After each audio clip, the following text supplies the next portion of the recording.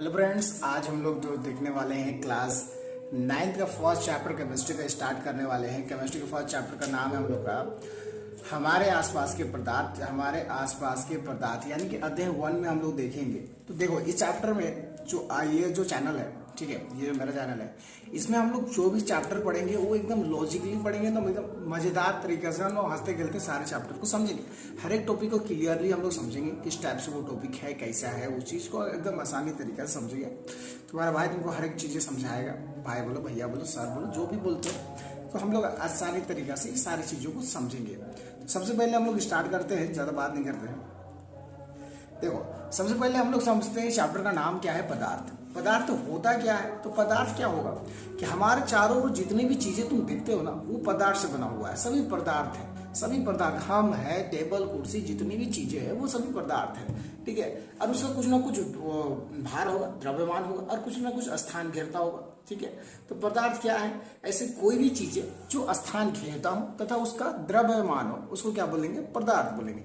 जो भी चीजें तुम देखते हो अपने आसपास, जितनी भी चीजें, लैपटॉप देख सकते हो, यहाँ पे लैपटॉप है, बुक है, शूज है, हेलमेट, जितनी भी चीजें तुम देख रहे हो, ये सभी हमारे क्या है? पदार्थ। तो पहला पॉइंट क्या करता है? पदार्थ हुआ है जिससे कोई भी वस्तु बनी होती है। दूसरा क्या है? यह स्थान घेरता है और इसका द्रव्यमान होता है। उदाहरण के लिए कुर्सी, बेंच, जितनी भी चीजें तुम ले सकते हो, पदार्थ। बहुत सिंपल भाषा में, पदार्थ जो भी चीजें तुम देखो वो पदार्थ हो, अपनी भाषा में लिख सकते हो। जितनी भी चीजें हैं वो पदार्थ है। जो स्थान घेरे, उसका कुछ ना कुछ द्रव्यमान हो, वो पदार्थ कहलाएगा, ठीक है। क्लियर? आगे नेक्स्ट टॉपिक में अब देखते हैं पदार्थ की अवस्थाएं। पदार्थ की अवस्थाएं, पदार्थ की कितनी अवस्थाएं होती है। तो यहाँ पर हम लोग सबसे पहले देख लेते हैं पदार्थ की अवस्थाएं। यहाँ पर चलेंगे सबसे पहले, हाँ, ठीक है। पदार्थ की अवस्थाओं में देखते हैं। पदार्थ की अवस्थाएं मुख्य रूप से 3 रूप से होता है। हम लोग छोटा क्लास से पढ़ते आ रहे हैं। पदार्थ की अवस्थाएं 3 रूप की होती है: ठोस, द्रव, गैस। सभी लोगों को पता है, ठोस, द्रव और गैस, ठीक है। तो इसमें थोड़ा डिटेल्स में जानेंगे कि ठोस क्या होता है, द्रव क्या होता है, गैस क्या होता है, ये सारी चीजें हम लोग देखते हैं। तो सबसे पहले मुख्य रूप से पदार्थ की 3 अवस्थाएं होती है। भाई, ठोस देखोगे, द्रव और गैस। हमारा यहाँ पर लिखा हुआ नहीं है, गैस लिख देते हैं यहाँ पर, गैस।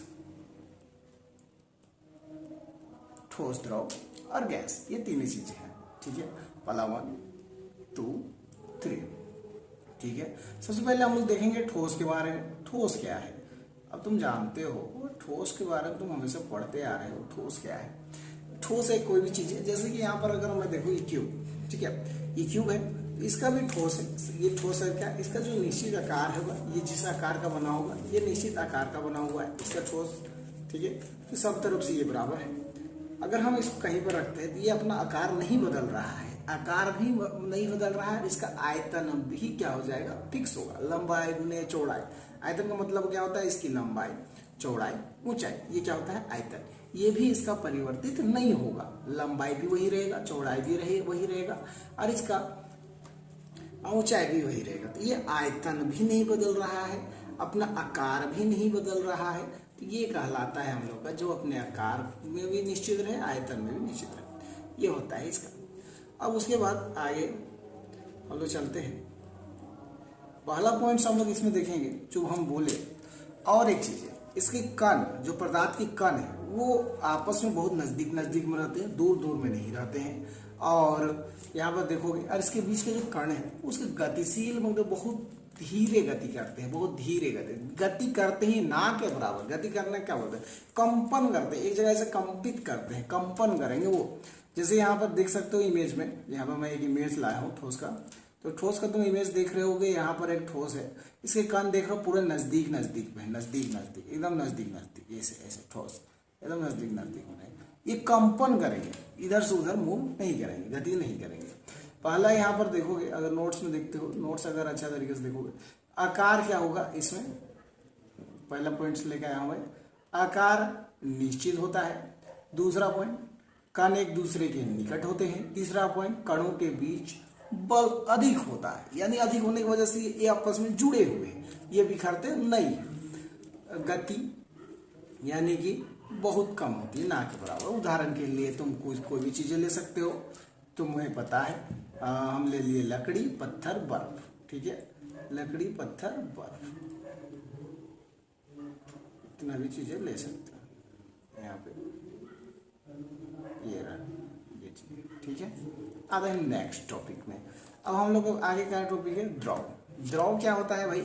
देखो द्रव क्या होगा, द्रव का तो निश्चित आकार कुछ नहीं होगा, उसे जिस बर्तन में डाला जाए उसी बर्तन का हो जाएगा। वो गिलास में डालोगे तो गिलास के जैसे हो जाएगा, कटोरा में डालोगे तो कटोरे के जैसे होगा। जिस बर्तन में डाल रहे हो उसी बर्तन का होता है वो, यानी कि उसी का आकार ले लेता है। लेकिन जितना डालोगे उतना ही रहेगा, यानी कि वो भी अपना आयतन नहीं बदल रहा है। आकार नहीं होता है लेकिन आयतन निश्चित होता है उसका। आकार नहीं होगा लेकिन आयतन उसका क्या होगा, निश्चित होगा। यहाँ पर देखो लिखे हैं आकार निश्चित नहीं होता परंतु आयतन निश्चित होता है। कण एक दूसरे से थोड़ी दूर पे होते हैं, थोड़ा थोड़ा दूर होता है। यहाँ पे तो पिक्चर में देख सकते हो कण थोड़ा थोड़ा दूर है, ज्यादा नजदीक नहीं, दूर है। और इसमें कणों की जो गति है वो अधिक होती है, जिसके कारण ये एक जगह से दूसरे जगह पे जा सकते हैं। दूध, तेल, जितना भी तुम उदाहरण ले सकते हो भाई। समझ में आ गया? बहुत ईजी है। जल्दी जल्दी चलते हैं, आते हैं गैस में। गैस में अब यहाँ पे तुम लोग देख सकते हो गैस है भाई। गैस का इमेज कहाँ गया? गैस का इमेज कहाँ गया? कोई बात नहीं, गैस का इमेज यहाँ पर नहीं तो हम बना देते हैं। गैस हमको पता है। गैस के जो कण होंगे वो ज्यादा दूर दूर में होंगे। मान लीजिए बॉक्स है तो इसके कण जो है ज्यादा दूर दूर होंगे और ना के बराबर इनके कणों के बीच में क्या बोल सकते हैं, बल ना के बराबर हो सकता है एक जगह से दूसरी जगह। आकार का भी ठिकान नहीं रहता है इसका, ना आकार ठिकान है ना तो आयतन ठिकान है। छोटे से चीज छोटे से बर्तन में अगर डालोगे वो उसको अगर फिर बड़े बर्तन में डालोगे, बड़े बर्तन का डालने का मतलब क्या हो गया कि अगरबत्ती जलाते रहो, ठीक है। अब अगरबत्ती जला रहे हो तो एक जगह से दूसरे जगह पे ये तुरंत चले जाएंगे, एक पूरे रूम में महक जाएगा, पूरा रूम फैल जाएगा। तो ना तो आकार है ना आयतन का कुछ का ठिकान नहीं है। इसके कण बहुत दूर दूर होते हैं भाई। बहुत सिंपल बातें हैं, ज्यादा आप बचपन में ही सीखे हुए हैं। और उदाहरण के लिए तुम ले सकते हो हवा, ऑक्सीजन। हवा में oxygen, carbon dioxide, hydrogen, nitrogen, तो जितनी भी चीजें हैं तो हम लोग ले लेते हैं ऑक्सीजन, हाइड्रोजन, कार्बन डाइऑक्साइड। ये सभी क्या है? गैस के उदाहरण, ठीक है भाई। अब देखते हैं क्या ये जो पदार्थ, ये जो तीनों पदार्थ हैं, क्या ये अपनी अवस्थाएं बदलती है? हाँ जरूर बदलती है, एकदम बदलती है। अपनी अवस्थाएं बदलती है भाई। देखो कैसे बदलता है। जो ठोस है वो किस अवस्था में चला जाएगा? गर्म करने पे द्रव अवस्था में। और द्रव को अगर और अधिक हम लोग गर्म करते हैं तो वो किस अवस्था में चला जाएगा? वो चला जाएगा हम लोगों का गैस अवस्था में। तो ये चीजों को बोलते क्या है जब पता है हम लोगों को कि गर्म करने से जाएगा। तो देखो पहला जो है वो उसे बोलेंगे गलन, मेल्टिंग। गलन क्या हो गया? जब कोई ठोस पदार्थ अपनी ठोस अवस्था को छोड़ के द्रव अवस्था में जाता है, ठोस अवस्था को छोड़ के द्रव अवस्था में बदलता है, इसी को हम लोग बोलते हैं गलन। इसमें मेन टॉपिक जो एग्जाम पॉइंट ऑफ व्यू से हम लोग का आता है, एग्जाम में आता है, वो आता है हम लोगों का, वो आएगा हम लोगों का गलनांक। क्या आएगा? गलनांक। यहाँ पे देख लीजिए गलनांक यहाँ पे छोटा सा भले दिख रहा होगा, इसको हम बड़ा कर लेते हैं जल्दी से यहाँ पे बड़ा हो जाना भाई साहब। ठीक है, ये हो गया हम लोग का गलनांक। गलनांक का मतलब आपको देखिए लिखा हुआ दिख रहा होगा, हम इसको ऐसे ही समझा देते हैं। गलनांक क्या है? गलनांक बिंदु, गलनांक मतलब एक बिंदु, एक तापमान का वह बिंदु जिसपे एक ठोस अवस्था से कोई भी पदार्थ अपनी ठोस अवस्था से द्रव अवस्था में परिवर्तित होता है। ठोस से द्रव, तापमान का वो पॉइंट्स जो है। अब मान लीजिए कि हम लोग इसको समझने के लिए हम लोग लेते हैं, चलिए थोड़ा समझाने में टाइम लगेगा। यहाँ पर एक कंटेनर ले लिए हम लोग, जल्दी से भाई बन जाए। एक कंटेनर ले लिए, इस कंटेनर के अंदर हम बर्फ का छोटे छोटे टुकड़ा डाल दिए, ये बर्फ डाल दिए, ठीक है, ये बर्फ डाल दिए। अब जब हम इसका में एक हम लोग थर्मोमीटर लगा देते हैं, नीचे से आग डाल दिए, चलो भाई आग जल रहा है। अब ये गर्म होना स्टार्ट होगा और ये 0 जिस डिग्री पे पिघलेगा, यानी बर्फ जो है ये 0 डिग्री पे पिघलता है। बर्फ जो है ठोस अवस्था से द्रव अवस्था 0 डिग्री पे जाता है, तो ये पिघलना स्टार्ट करेगा। अरे कब तक पिघलेगा? जब तक इसकी पूरे बर्फ जो है वो किसमें ना आ जाए, द्रव अवस्था में, और इसका तापमान नहीं बढ़ेगा, ठीक है। तापमान उतना का उतना ही रहेगा जब तक पूरी तरह से ये नहीं बदल जाए। तो बर्फ का जो होता है, तो यहाँ पे लिख देंगे, पेन में नहीं काम कर रहा, बर्फ का गलनांक बिंदु बराबर 100 डिग्री सेल्सियस। ठीक है, क्लियर? अगर आपको क्लियर हो रहा है तो वीडियो को लाइक जरूर कीजिए।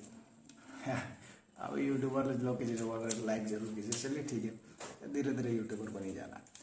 आगे आता है वाष्पीकरण। ठीक है, अब वाष्पीकरण क्या है? वाष्पीकरण आप शुरू से पढ़ते आ रहे हैं कि जब जो द्रव है, जो द्रव उसको अगर द्रव जो होगा अपनी जो क्या बोले, द्रव अवस्था को छोड़कर गैस अवस्था में जाएगा। द्रव अवस्था को छोड़कर किसमें चला जाएगा? गैस अवस्था में। उसको क्या बोलेंगे? वाष्पीकरण। जब द्रव गैस में बदलता है वो क्या कहलाता है? वाष्पीकरण। ठीक है, तो ये कुछ ना कुछ बिंदु होगा, क्वथनांक होगा। तो क्वथनांक बिंदु इसी में क्या आ जाता है? क्वथनांक क्या होता है? क्वथनांक होता है तापमान का वह बिंदु जिसपे तापमान का वह बिंदु सॉरी वह तापमान जिसमें पदार्थ अपनी अवस्था में परिवर्तित होकर गैस अवस्था में बदलता है। वह तापमान जिसमें जो है वो द्रव अवस्था से छोड़कर किसमें चला जाएगा? गैस अवस्था में चला जाएगा। बस सिंपल सा बात है भाई, बहुत दिक्कत नहीं है। अब जैसे कि जल का देखोगे तो 100 डिग्री पे पहुंचने के बाद वो किस में जाता है? वाष्पीकरण में हो जाता है। आप देखोगे कि 100 डिग्री से पहले भी वाष्पीकरण होता है। जैसे कि यहाँ पे तुम इमेजेस में देख सकते हो, वाष्पीकरण यहाँ पे हो रहा है। अब वाष्पीकरण हो रहा है, यहाँ से कंडेंसेशन होगा, यानी कि सघन होगा, ठंडा होगा, फिर ये फिर से जल के रूप में हमें प्राप्त होगा।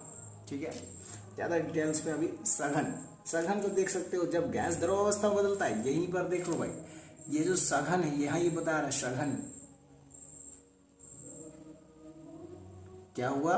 जब ये गैस बना।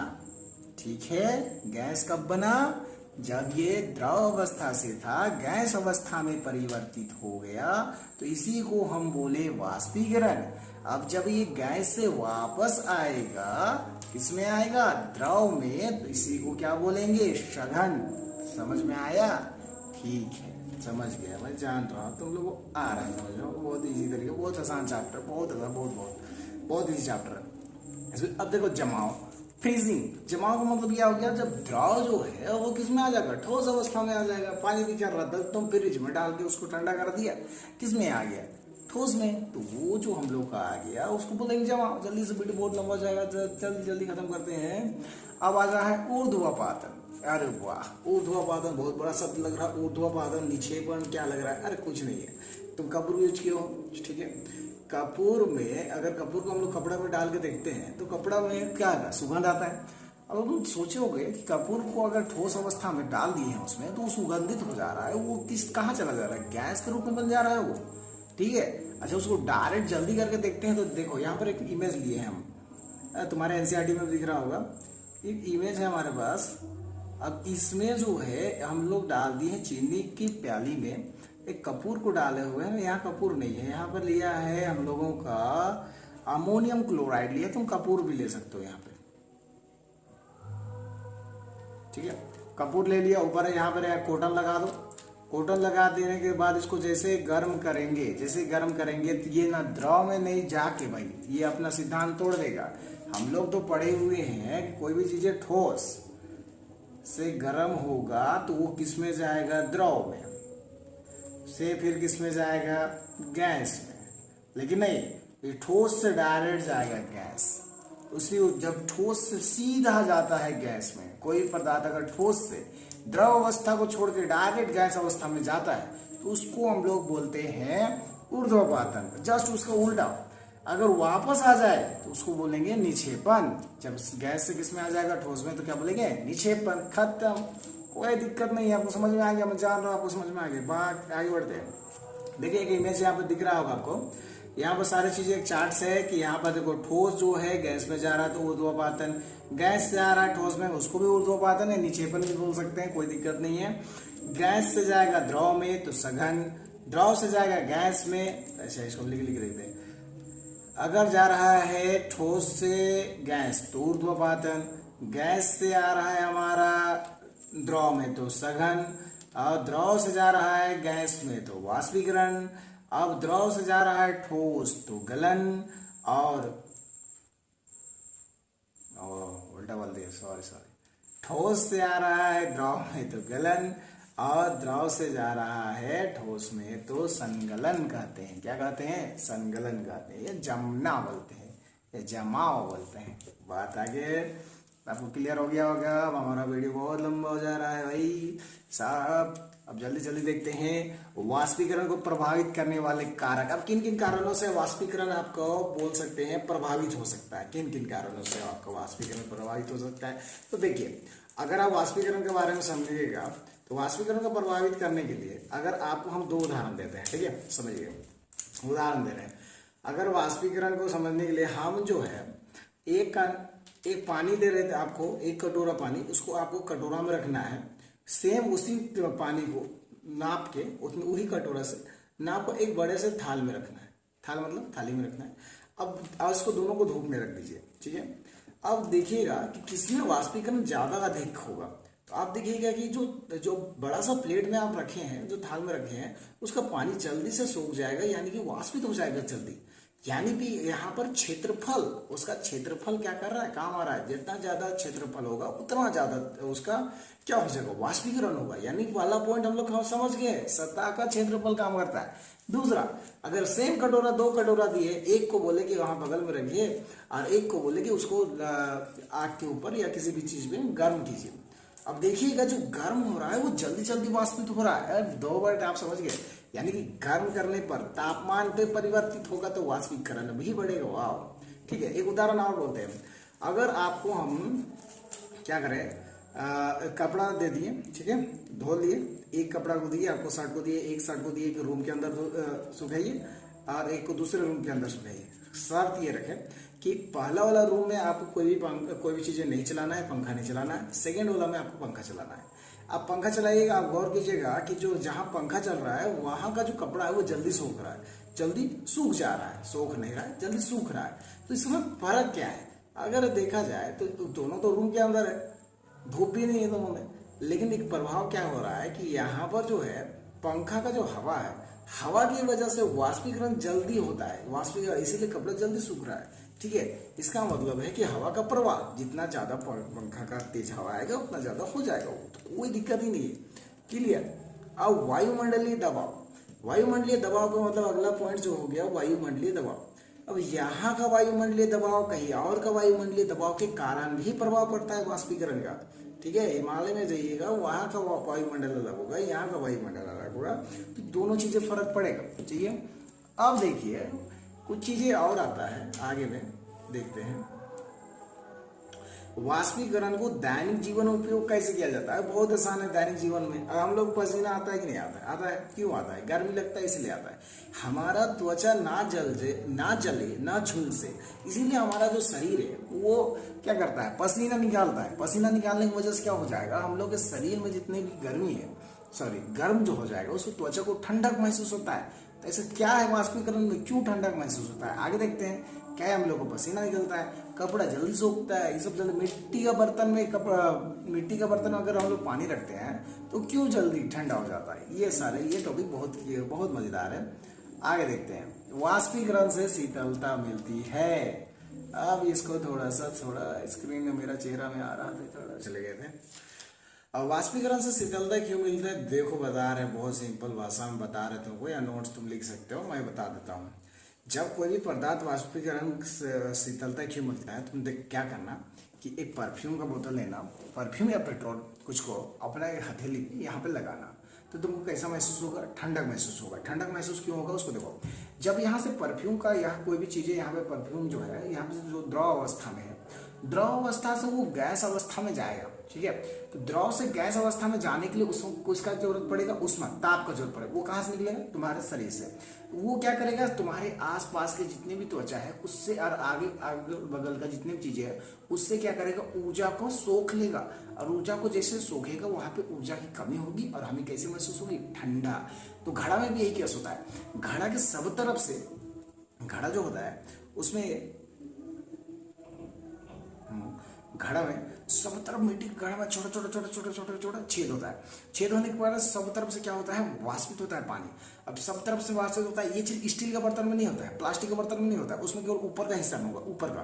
और घड़ा में सब तरफ होता है। तो इससे के कारण वाष्पित होने के लिए पानी ऊर्जा को, आसपास की जितनी भी गर्मी उसको खींच के अपने आप को गैस में बदल देता है, वाष्पित कर देता है।